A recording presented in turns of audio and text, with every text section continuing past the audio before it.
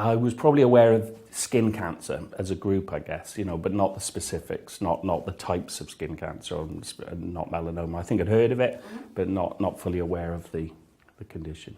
Melanoma was in the middle of my back, so not something I would have noticed myself. It was my wife that spotted it. I was on my way to a routine blood pressure check with my doctor, and she said, whilst you're there, get him to have a look at that thing in the middle of your back. It doesn't look quite right, So it was I remember it so clearly. It's those things, isn't it? Those moments. And my daughter was off school, so she came with me. I went to the GP and said, "Oh, can you have a quick look at this?"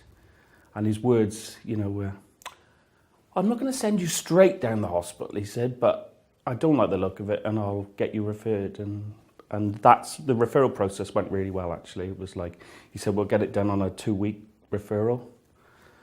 And I went from there to, in Wales, I live in Ebervale in South Wales, so the process then was to go to a local minor injuries hospital. They took pictures of it, whisked them off down to the consultant, and then the consultant said, "I don't like the look of that either, so come down to me." And that's where it went, really. It went from there. So I went straight down to my local hospital, Neville Hall in Abergavenny, saw the consultant there. And she looked at it again up close then, personally, with the dermatoscope. And she said, "Right, we'll take it off here and there." So I had a local anaesthetic, took it off. It was a strange one, because she said, we'll send your results to your GP. And then after she'd taken it off, she said, "Actually, I've got a space back here in 2 weeks. So come back here, and I'll do the results here." And sort of, as one of those things, in retrospect, you think, she was pretty sure. It wasn't a case of like, you go back to the GP and get your results. I want to give you the results personally. So I went back down 2 weeks later, and that's when, the melanoma diagnosis was given to me. And all the other words and conversations in that room sort of blurred,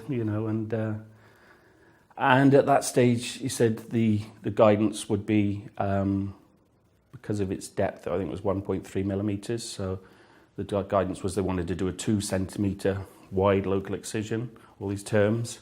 And I can't remember if I had it done there and then. That period's really blurry, or whether it was like 10 days later. But I had the fuller excision, and it all went really quickly. And those results came back as clear margins, and that was it, really. They said, we'll see you every 3 months for 3 years, and then every 6 months for another 2 years after that.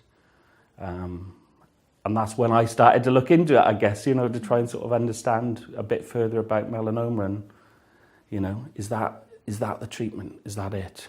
All those doubts, all the different nagging issues, The skin cancer nurse I saw said, "You won't be able to get life insurance, but it's not bad."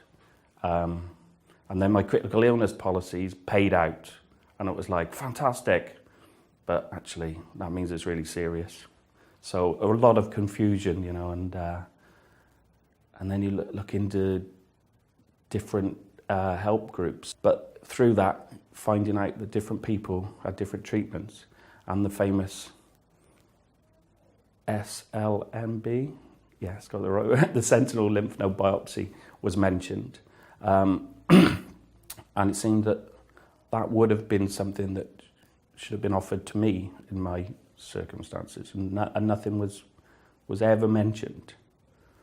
So I did some digging into that, and found out that actually it wasn't offered at that stage in Wales, despite it being nice guidance for the UK as best practice for that diagnosis. So after many months of to and fro in between sending emails and correspondence to Welsh Government, Minister for Health, and then back to the NHS, back and forward a bit, some stage in the middle of that process is changed, and now there is one place in Wales, I believe, one place, or at least in South Wales, in Swansea, that offers that service. But as it needed to be done at the time of the wide local excision, there's no sort of retrospective option for me to have that. And, there's obviously a lot of talk around it being purely a staging tool, So, you know, it could be that it could stage you at stage 3, finding that there was some microscopic melanoma in nodes, etc. But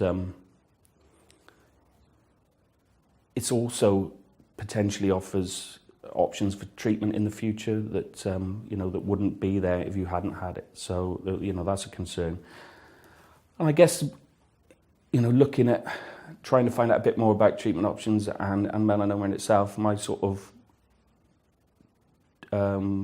desire really has been all along is to make sure that everyone has equal access. And my consultant agrees with me. You know, she said she wished everybody had the same access.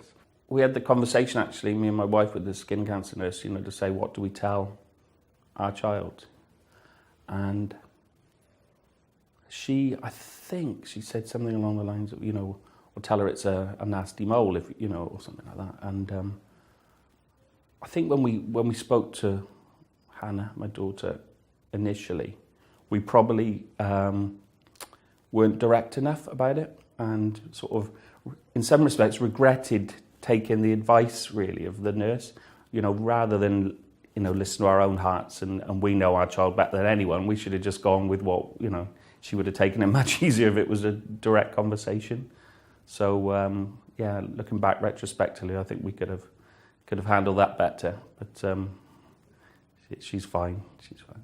It's a little bit like a bereavement in terms of it gets easier the longer you live with it, and you know, the diagnosis and the, you know, the prognosis is good, so it becomes less involving in your life as you go along, but it's still there. You know, you're still cautious, you still check, you know, any lumps or bumps that pop up, you may be a little bit paranoid about.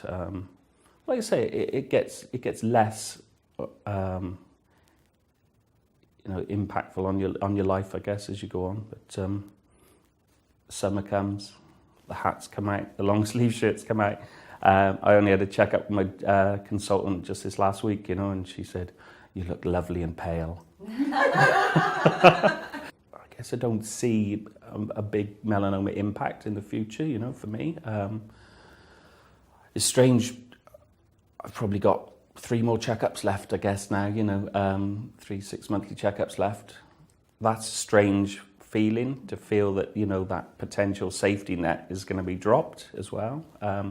So I guess how will I feel at that stage may be different to how I feel now, you know, because you feel you've got that little, that area where you can go and ask questions and so on. So it'll be interesting after that, I'm sure.